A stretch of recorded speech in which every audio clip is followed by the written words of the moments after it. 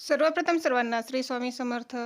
या अगोदरच्या व्हिडिओमध्ये आपण पाहिलेलं आहे कटोरीला डाच कसं द्यायचा आहे. तर या व्हिडिओमध्ये आज आपण पाहणार आहोत क्रॉसपट्टी कशी जोडायची आहे आणि क्रॉसपट्टी जोडते वेळेस आपल्याला काय काळजी घ्यायची आहे ते आज सांगणार आहे. चला, तर क्रॉसपट्टी आपण इथं ठेवूया. क्रॉसपट्टीची खालच्या साईडने सरळ बाजू, वरच्या साईडने उलटी बाजू. अस्तरची जी क्रॉसपट्टी आहे ना ती खालच्या साईडने ठेवायची आहे आणि आता आपल्याला शिलाई देऊन घ्यायचं आहे.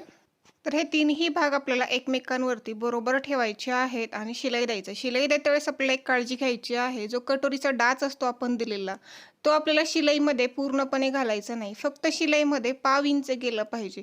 जर पूर्ण शिलाईमध्ये गेला ना तर कटोरी ओढल्यासारखी होते किंवा डाच तिरका जाण्याचे प्रॉब्लेम्स येतात. त्यामुळे असं वरच्या साईडने ओढायचं आणि शिलाई देऊन घ्यायचं. त्यानंतर कटोरी आणि समोरचा भाग जोडलेला जो शिलाई असते पाव इंचाची, ती बाहेरच्या साईडने घ्यायची आहे, आतल्या साईडने जाऊ द्यायची नाही. तर या गोष्टीमुळे ह्या छोट्याच गोष्टी आहेत, पण त्यामुळे खूप सारे प्रॉब्लेम्स येतात. त्यामुळे या पद्धतीने तुम्हाला क्रॉसपट्टीला शिलाई देते त्यावेळेस काळजी घ्यायची आहे.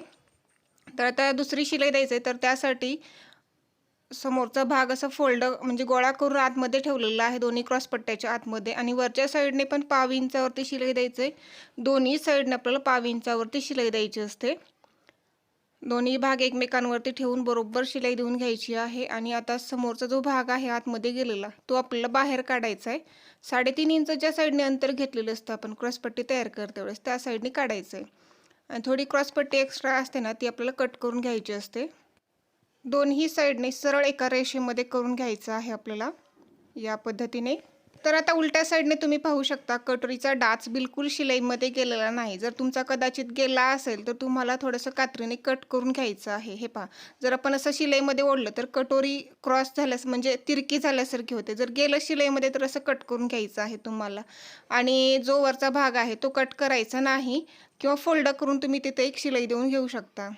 तर पुढील व्हिडिओमध्ये आपण पाहूया हुकपट्टी आणि आयपट्टी कशी लावायची आहे. तोपर्यंत बाय बाय.